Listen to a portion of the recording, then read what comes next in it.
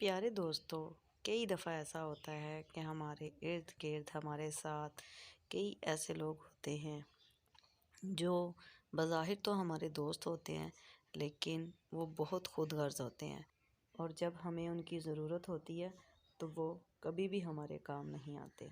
ऐसी ही एक कहानी इन दो दोस्तों के बारे में है तो जो कि एक गांव में इकट्ठे रहते थे, इकट्ठे खेलते और जब भी कहीं जाना ना होता तो इकट्ठे जाते।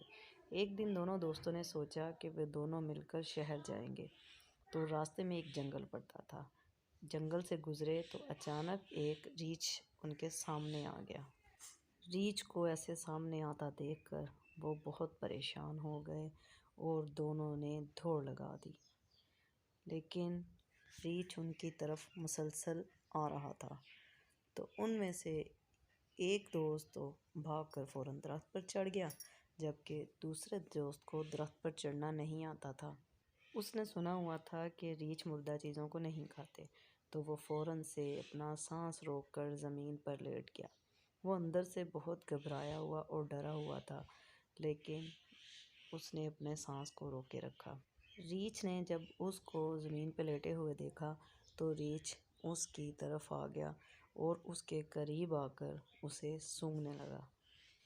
रीछ ने समझा कि ये मरा हुआ है, तो रीछ उसको छोड़कर वापस चल दिया।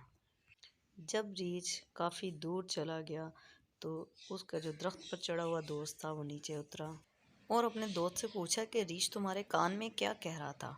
उसके दोस्त ने कहा कि रीछ मेरे कान में कह कर गया है कि खुद गर्ज दोस्त के साथ दोस्ती मत रखो, तो आज के बाद तुम्हारे रास्ते अलग और मेरे रास्ते अलग।